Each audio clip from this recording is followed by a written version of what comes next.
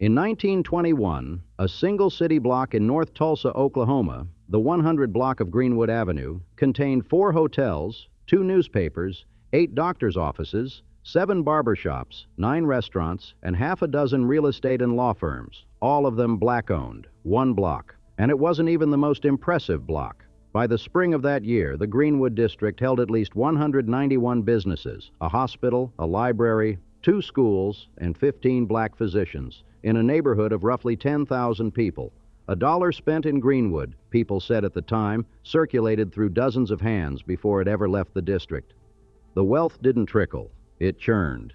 And then, over the course of about 18 hours on May 31st and June 1st, 1921, all of it burned. But to understand how something this extraordinary was built and why it was destroyed, you have to go back to a dusty road, a 40-acre land purchase, and a man who was born on Christmas Day to parents who had been owned by other human beings.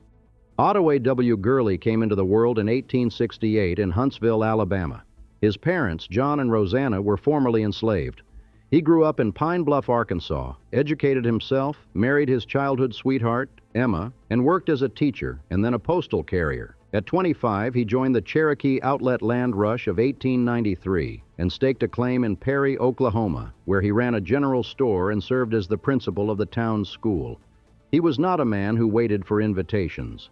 By 1905, word had reached Perry about something happening 80 miles east in Tulsa, a town that was transforming, almost overnight, from a dusty cattle settlement into the center of the American oil boom.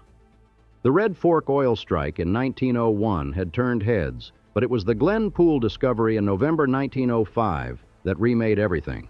On a Creek Indian allotment 12 miles south of Tulsa, a well completed at 1,481 feet began producing 80 barrels a day. Within 2 years, Glen Pool had made Oklahoma the nation's leading oil producer. The field was so productive, so enormous, 12 square miles of shallow, inexpensive wells, that it was said to have generated more wealth than the California Gold Rush and the Nevada Silver Rush combined. Harry Sinclair, who would later found Sinclair Oil, got his start there. Major pipeline companies raced to connect the field to refineries. By 1920, Tulsa had 400 oil companies headquartered within its limits, 7 banks, 2 daily newspapers, 10,000 telephones, more than 150 doctors, and 200 attorneys. The population had surged to nearly 100,000. People called it the oil capital of the world, and they were not exaggerating. Gurley saw all of this coming before most people did. He sold his store and land in Perry, took Emma, and moved to Tulsa. He bought 40 acres of land just north of the St. Louis and San Francisco railway tracks, the Frisco tracks, as everyone called them, with one condition attached to every parcel: the land could only be sold to black buyers. He named the road that ran through his property Greenwood Avenue, after the town of Greenwood, Mississippi, from which many black migrants were arriving. And then he opened a rooming house on that unpaved road, welcoming the first of what would become thousands. This is the detail that matters, the one that explains everything that followed. The Frisco tracks were a border. South of the tracks was white Tulsa. North of the tracks was where black people were permitted to live. Oklahoma's very first law after statehood, passed just 33 days after the state was admitted to the Union in 1907, established a rigid Jim Crow system. Blacks and whites were legally required to live in separate areas, ride separate rail cars, use separate restrooms. In 1916, the city of Tulsa passed its own ordinance making it illegal for a person of one race to reside on any block where 3/4 of the residents were of another race. Segregation wasn't an inconvenience in Tulsa, it was the architecture. And here is the paradox that made Greenwood. The walls that were built to impoverish the district are exactly what made it rich. Because black dollars could not be spent in white Tulsa, because black families could not eat at white restaurants, stay in white hotels, be treated by white doctors, or sit in white theaters. Every cent earned by the community stayed in the community. The barber paid the grocer paid the landlord hired the carpenter's wife bought a dress at the clothier deposited money at the black-owned bank. Money moved in a circle, and the circle got tighter and richer with every turn. Some later analyses estimated that a dollar circulated through as many as 30 pairs of hands before it ever left Greenwood. This was not charity. This was not solidarity for its own sake. This was the arithmetic of a captive market, and the returns were extraordinary. What made it work was that the community provided everything. You could walk Greenwood Avenue on a Saturday in 1920 and do an entire day's living without crossing the Frisco tracks. You'd start at the People's Grocery, owned by the Gurleys. You'd get your shoes shined, your hair cut, your suit pressed. You'd pick up a prescription at the Economy Drug Company. You could get your teeth fixed. There were multiple black dentists. Or see one of 15 black physicians if something more serious ailed you. You could stop at H.L. Byers' tailor shop at 105 North Greenwood if your sleeves needed hemming. You could have your portrait taken at A.S. Newkirk's photography studio. J.H. Goodwin ran a real estate office and a funeral home, which meant he helped you buy your house and eventually buried you. Greenwood handled you from cradle to grave and never asked you to leave. Gurley understood this instinctively. He didn't just sell land. He provided loans to black entrepreneurs who wanted to start businesses. He built 3 two-story buildings and 5 residences, bought an 80-acre farm in Rogers County, founded Vernon A.M.E. Church, helped establish a Masonic lodge, and ran an employment agency. By 1921, he owned more than 100 properties in Greenwood. His estimated net worth was somewhere between $500,000 and $1 million, between $7 and $14 million in today's money. Forbes, looking back in 2020, called him the Bezos of Black Wall Street. He was also notably a sheriff's deputy, appointed by the city of Tulsa to police Greenwood's residents, a fact that made some in the community trust him less, and which would matter on the night everything came apart. But Gurley was only the beginning. The man who would build the crown jewel of Greenwood arrived not long after and came with a very different temperament. John the Baptist Stratford, everyone called him J.B., was born in 1861, the son of an enslaved man in Kentucky. He attended Oberlin College in Ohio, one of the first integrated institutions in America, and earned his law degree from Indiana University at age 38. He ran a hotel in Indiana. When it failed, he started looking west, heard about the black towns springing up across Indian Territory, and arrived in Greenwood, where he found in O.W. Gurley a kindred spirit. The two formed an informal partnership, buying land, building rental houses, selling property to other black entrepreneurs. Over the next 18 years, Stratford assembled an empire. He owned some 24 rental houses and rooming houses, a 16-room brick apartment building, pool halls, shoe-shine parlors, and bathhouses. His monthly income from rental properties alone was nearly $500, the equivalent of about $8,500 today. But his monument, the thing he built to prove a point, was the Stratford Hotel at 301 North Greenwood Avenue. It opened on June 1st, 1918, a 3-story brick building standing at the north end of the Greenwood Business Corridor, and it was the largest black-owned, black-operated hotel in America. 54 rooms, each of them what the advertisements called modern living rooms. The building housed a dining room, a gambling hall, a saloon, and a pool hall. The hotel was black guest only, not because Stratford wanted to exclude, but because he wanted to create a place where black travelers, denied rooms in every white hotel in the state, would be treated not just adequately, but with elegance. Jazz poured out of the Stratford Hotel and from the Commodore Cotton Club across the street, and on weekend nights the sound filled Greenwood Avenue with something that felt, to the people who were there, like freedom. Stratford told people that the hotel was meant to be a monument to the thrift, energy, and business tact of the race in Tulsa. The hotel was valued at $75,000, about $2.5 million in today's money. His house alone was worth $125,000. His entire real estate empire, by some estimates, approached $2 million in present-day value. And Stratford was not a quiet man. He was the kind of lawyer who sued the railroad for not providing proper black accommodations. He publicly challenged Oklahoma's Jim Crow laws. He spoke openly and furiously about the lynching of black men, not in whispers, but in the pages of the Tulsa Star, one of Greenwood's 2 black newspapers, which was run by another remarkable figure, Andrew Jackson Smitherman.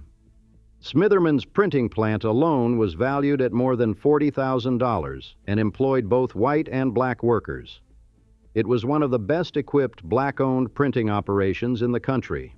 There is a moment, sometime around 1913 or 1914, when Booker T. Washington, the most famous black man in America, the founder of the Tuskegee Institute, came through Tulsa on his way to speak in the all-black town of Boley, Oklahoma. He walked Greenwood Avenue. He saw the businesses, the hotels, the offices, the theater, the crowded sidewalks, and he is said to have called it the Negro Wall Street of America. The name stuck, evolving over the decades into Black Wall Street. Whether Washington coined it precisely as legend claims is debated, but the phrase captured something real. This was not a neighborhood getting by. This was a neighborhood getting wealthy. Consider the Williams family. John Williams, a mechanic from the Deep South, opened Williams's one-stop garage on Archer Street. The garage thrived. White oilmen brought their cars there, too. His wife, Lula, used the profits to erect a 3-story brick building on Greenwood Avenue. The ground floor became the Williams Confectionery, candy jars, a soda fountain, popcorn machines, ice cream. The word around Tulsa was that more marriage proposals happened at the Williams Confectionery than at any other spot in the city. The family lived on the 2nd floor. The 3rd was rented to attorneys as office space.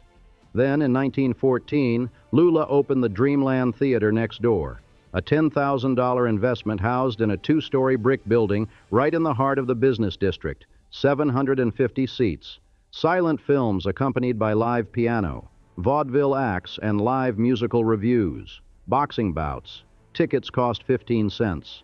The electric marquee, spelling out Dreamland in glowing letters, became the visual signature of Greenwood Avenue after dark, the thing you saw from blocks away and walked toward. The Dreamland was, depending on the night, an entertainment palace, a community center, a graduation hall for Booker T. Washington High School, and a strategic headquarters where Greenwood's leaders gathered to coordinate legal battles against Jim Crow.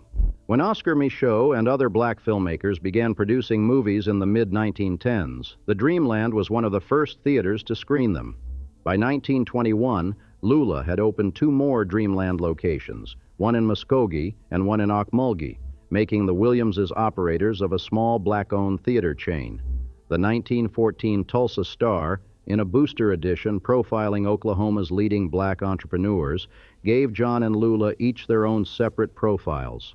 It called her unquestionably the foremost businesswoman of the state among Negro women. Then there was Simon Berry, who saw a problem and built a business around it.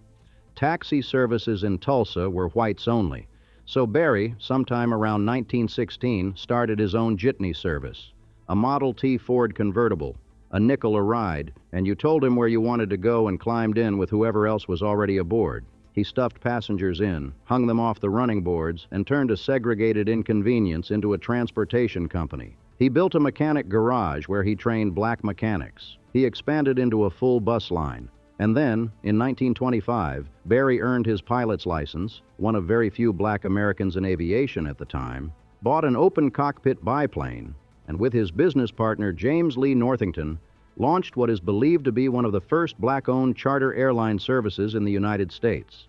Their clients included Tulsa's increasingly wealthy oil barons, white and black alike. The bus line Berry created was eventually sold, and the city of Tulsa would purchase it. It became the foundation of what is now Tulsa Transit, the city's public bus system. And there was Dr. Andrew C. Jackson, born in Memphis in 1879, the son of a former slave who had served in the Union Army. Jackson trained at Meharry Medical College, spent time at the Mayo Clinic, and set up practice at Greenwood Avenue and Archer Street. The Mayo brothers, the founders of the clinic, called him the most able Negro surgeon in America. He treated patients of both races, crossing the color line that defined nearly every other aspect of Tulsa life. He was 42 years old in the spring of 1921. This is the city that existed at the end of May 1921. Not a neighborhood, a city within a city. 10,000 people, 35 blocks, hundreds of businesses, a hospital, a library, schools, churches, newspapers, theaters, hotels, a bus line, a charter airline, law firms, medical practices, a confectionery where young couples fell in love over ice cream. The 1921 city directory listed 191 businesses. Other counts, which included service providers and home-based operations across the full 35 blocks, put the number at more than 600. The black population of Tulsa had grown from roughly 2,000 in 1910 to nearly 9,000 in 1920, in a city whose total population was about 72,000. Tulsa itself was booming.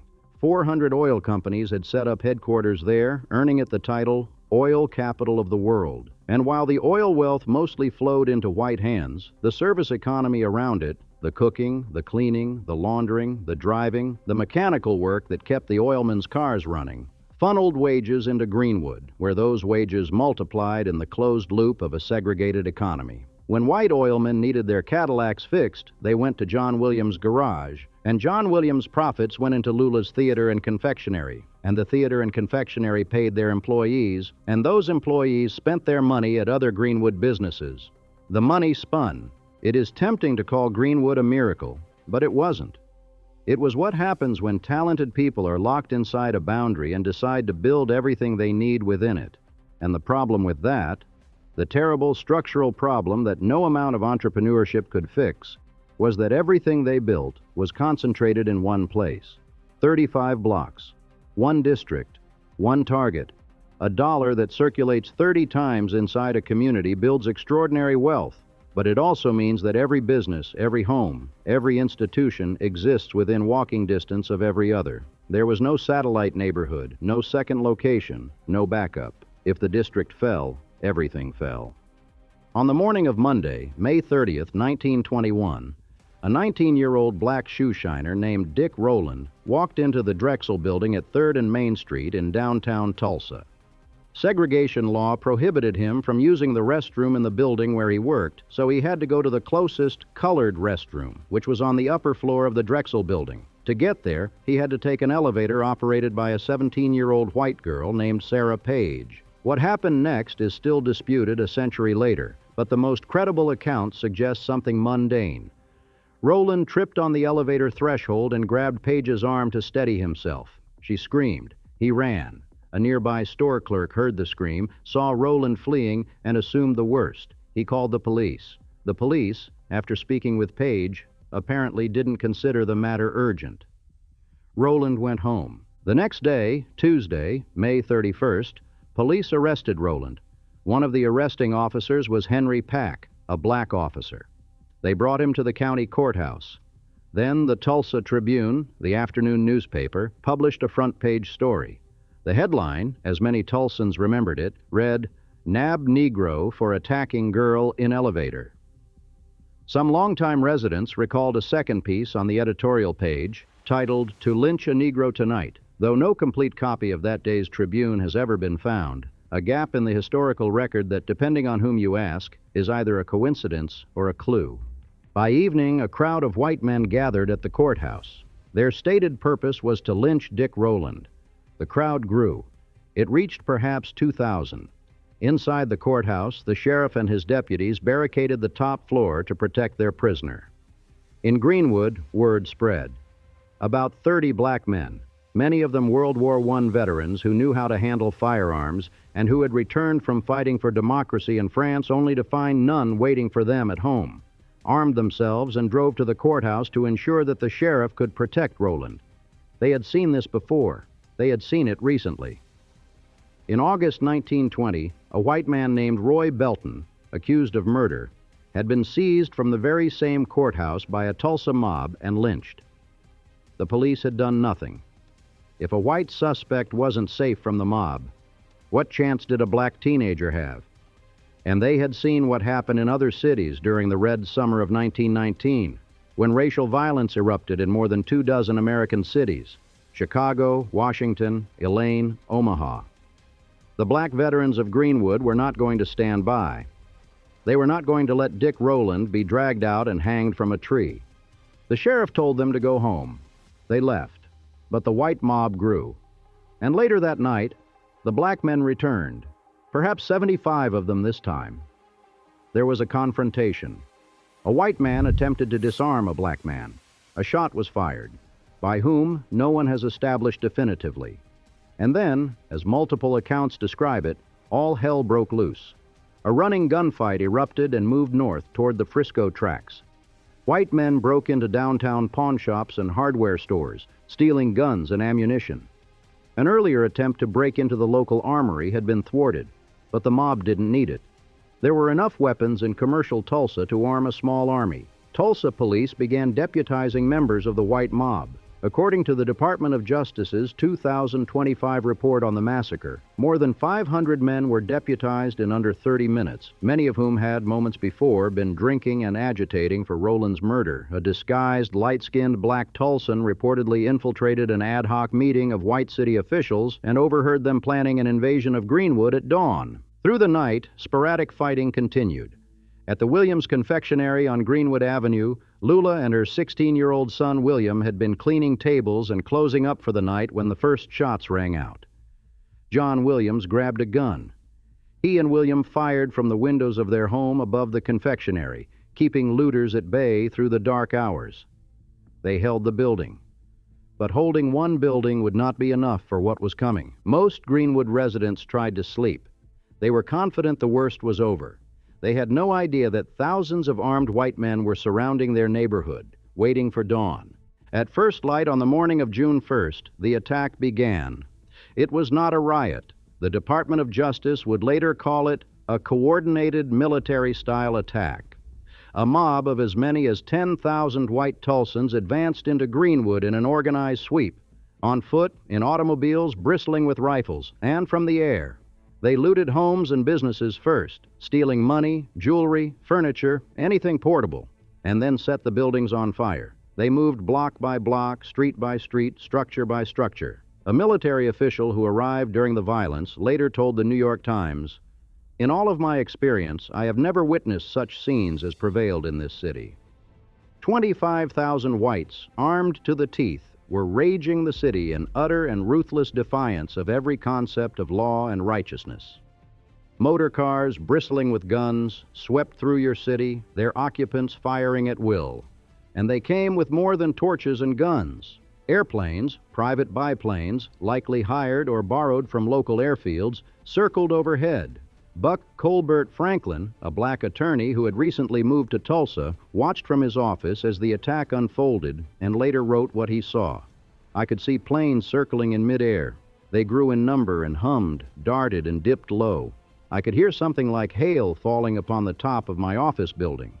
Down East Archer, I saw the old Midway Hotel on fire, burning from its top, and then another and another and another building began to burn from their top. Turpentine balls were reportedly dropped from the planes. Some accounts say dynamite. The buildings caught fire from their roofs and burned downward. At the Stratford Hotel, machine gun fire shattered the second-floor windows. Stratford stayed inside and fought back through the night. When the National Guard arrived at his building, they negotiated a surrender, promising that the hotel would not be burned if the people inside gave themselves up. Stratford agreed. The promise was not kept. The hotel burned. At 523 North Detroit Avenue, Dr. A.C. Jackson had spent the night tending to victims. As the fighting subsided in his area, he emerged from his house with his hands in the air. His white neighbor, retired Judge John Oliphant, a former city police commissioner, stood nearby. Jackson approached a group of armed white men. "Here I am," he said. "I want to go with you." Oliphant recognized him and shouted to the others, "That's Dr. Jackson. Don't shoot him." 2 shots rang out. Jackson fell. He was shot a 3rd time on the ground. Nobody rendered aid. He bled to death in the street. The most able Negro surgeon in America, dead at 42, his hands still raised. By noon, the governor had declared martial law.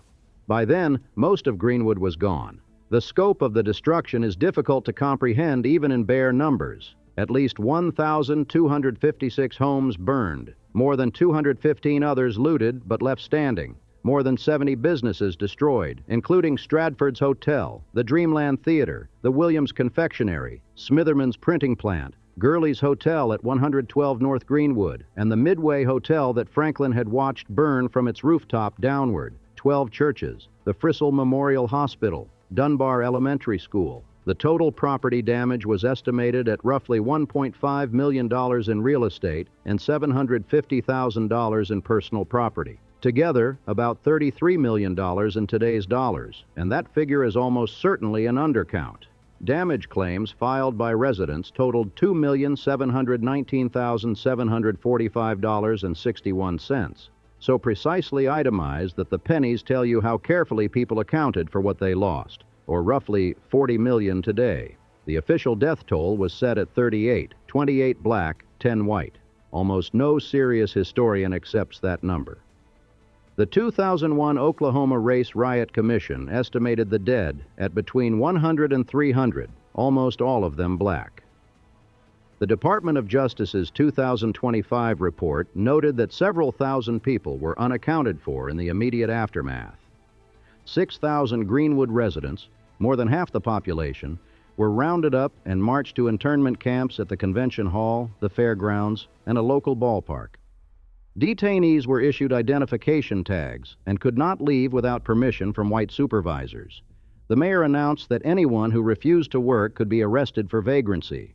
Detainees were put to work cleaning up the destruction that had been inflicted upon their own homes. Release depended on a white employer vouching for you. The city issued passes called green cards, which every black adult was required to carry to prove employment. The camp stayed open into the middle of June. Not a single white person was arrested for the killings. More than 50 black Tulsans were charged. J.B. Stratford was the first person formally charged with inciting a riot, a charge that carried the penalty of life in prison or death. He fled to Chicago, where his son helped him fight extradition. The charges against Stratford and Smitherman were not formally dismissed until 1996. Sarah Page never testified that Rowland had attacked her. The charges against Rowland were dropped. He disappeared from the historical record. Insurance companies refused to pay claims, citing riot exclusion clauses in their policies. And this is why the event was labeled a riot rather than a massacre at the time. That single word, riot, shifted the financial liability entirely onto the victims. What happened next is, in some ways, more remarkable than what happened during the massacre. 3 days after the fires, the Tulsa Real Estate Exchange, a white trade organization, proposed not rebuilding Greenwood but rezoning it for industrial use. The land that black families had owned and built on would be taken and repurposed. Realtors attempted to buy out black landowners at rock-bottom prices. On June 7th, the Tulsa City Council voted 4-0 to pass Fire Ordinance number 2156, which required that all new construction in the Greenwood area use expensive fireproof materials. The cost was prohibitive for people who had just lost everything and received no insurance payouts. The Tulsa Tribune celebrated the move, writing, "Because of the building requirements laid on the district, it is believed impossible that the Negroes will again build there." They built there. B.C. Franklin, the attorney who had watched the planes from his office, had lost his law practice in the fires. He had been interned for several days in Convention Hall, the same building where Greenwood's detainees were held under armed guard. When he was released, he walked back to the ruins.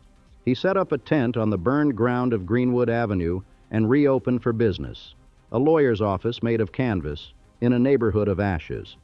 Working alongside attorneys I.H. Spears and P.A. Chappelle, and joined by Mather Eakes, a white attorney from Alabama, Franklin sued the city of Tulsa.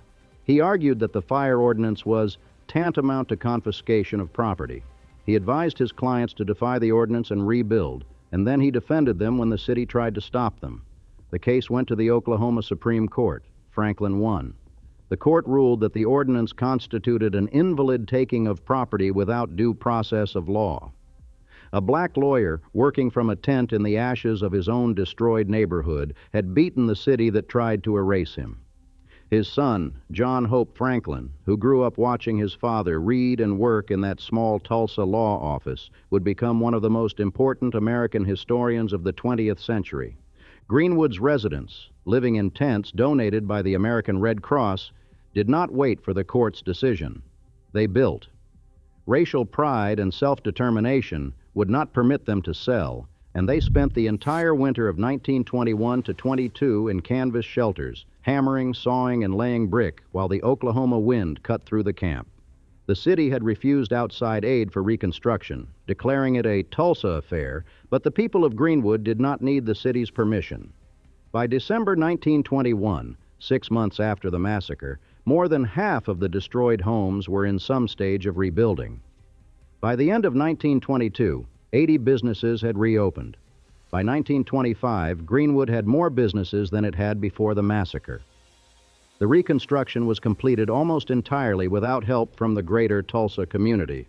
Every dollar that rebuilt Black Wall Street was a black dollar. Stratford was gone. He had sold his land for $1 and started over in Chicago, where he practiced law and lived until his death in 1935. His great-grandson, John Rogers, Jr., would go on to found Ariel Investments, one of the largest minority-owned money management firms in the United States. Wealth begetting wealth, even after the destruction of the thing that started it. Gurley and his wife were detained in a National Guard internment camp, and they too left for Los Angeles, where they ran a small hotel in a 4-bedroom house on the south side of the city. Gurley died in 1935 at 67, buried in Evergreen Cemetery in Los Angeles, far from the street he had named. But others stayed. Simon Berry stayed. He rebuilt his garage, rebuilt his bus line, earned his pilot's license, and launched the charter airline service that would carry oilmen of all races through the Oklahoma sky. A year before the creation of American Airlines in 1926, Berry and Northington were already carrying cargo and passengers above the Oklahoma plains. The Williams family stayed. They rebuilt the Dreamland Theater. It reopened and operated for decades more, showing the talkies when sound arrived, hosting live performances into the 1950s. The community survived the Depression. Jazz musicians and performers came through. Count Basie played Greenwood's theaters and clubs.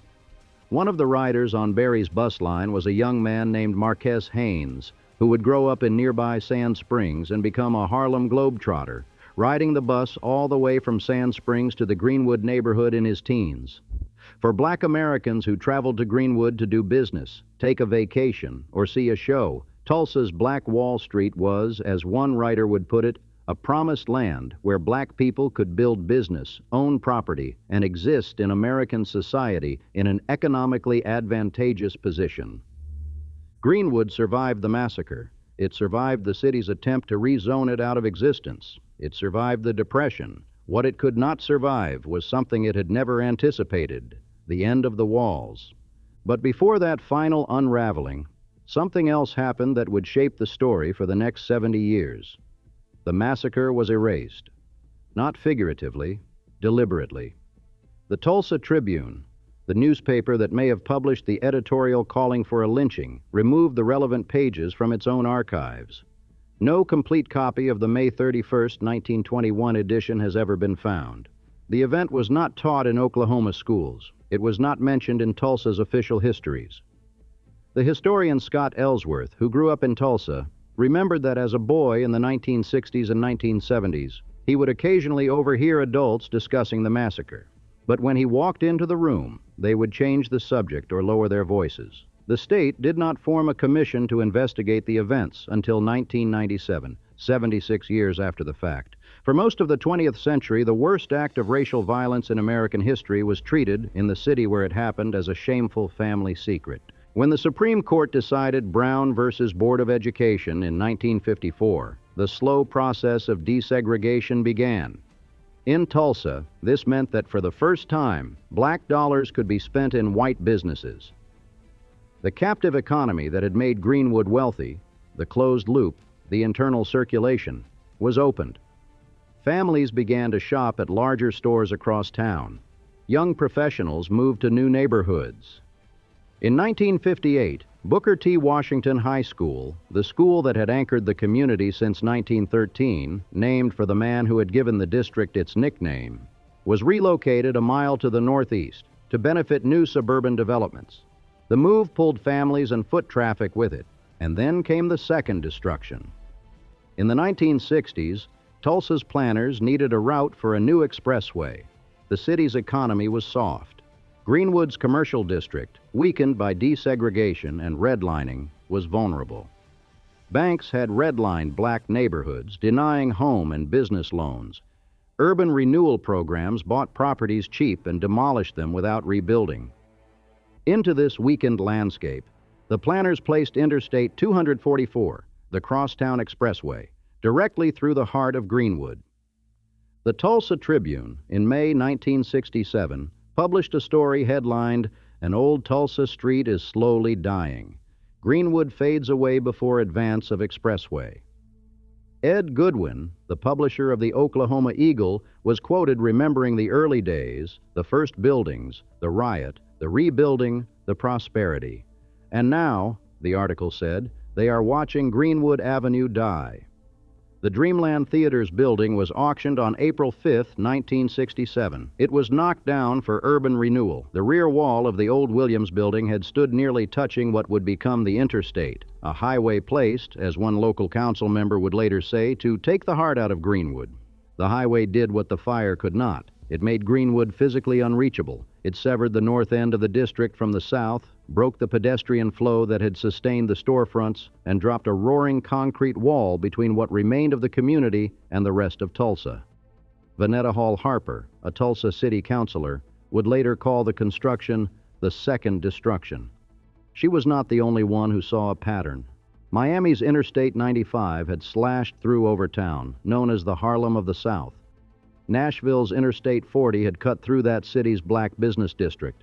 Highways and urban renewal projects, researchers found, were disproportionately likely to displace prosperous black neighborhoods, or in some cases to be placed precisely between a black neighborhood and a white one, creating a wall that hadn't existed before. Today, if you stand at the corner of Greenwood Avenue and Archer Street, you can hear the big rigs on the I-244 overpass above you.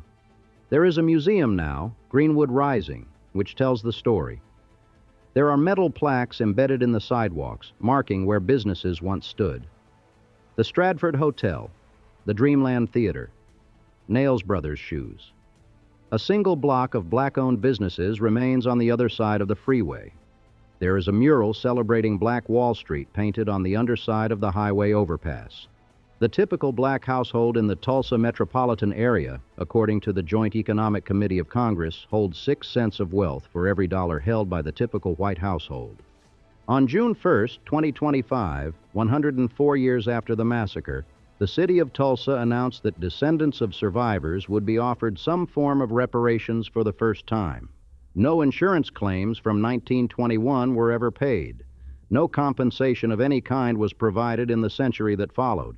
Every promise made by elected officials in 1921 to help rebuild Greenwood was, as the city's own mayor acknowledged a century later, broken. White business owners who suffered losses during the violence received restitution at the time. Black owners received nothing. The 3 last known survivors of the massacre, Leslie Benningfield Randall, Hughes Van Ellis, and Viola Fletcher, had brought a lawsuit seeking reparations. The case was dismissed. They filed appeals. By the time the appeals were heard, 2 of the 3 had died. Fletcher, who was 7 years old on the night of the massacre, turned 110. She remembered being carried through the dark, past bodies in the street, the sky behind her on fire. O.W. Gurley's rooming house on Greenwood Avenue has been gone for more than a century. The dusty trail he named after a town in Mississippi became the most prosperous black business corridor in America. And then it became ash. And then it became a tent city, and then it became a rebuilt avenue, and then it became a highway overpass with plaques in the sidewalk marking where things used to be. The road is still there. It runs under the concrete now. If you walk it on a quiet morning, you can still read the names.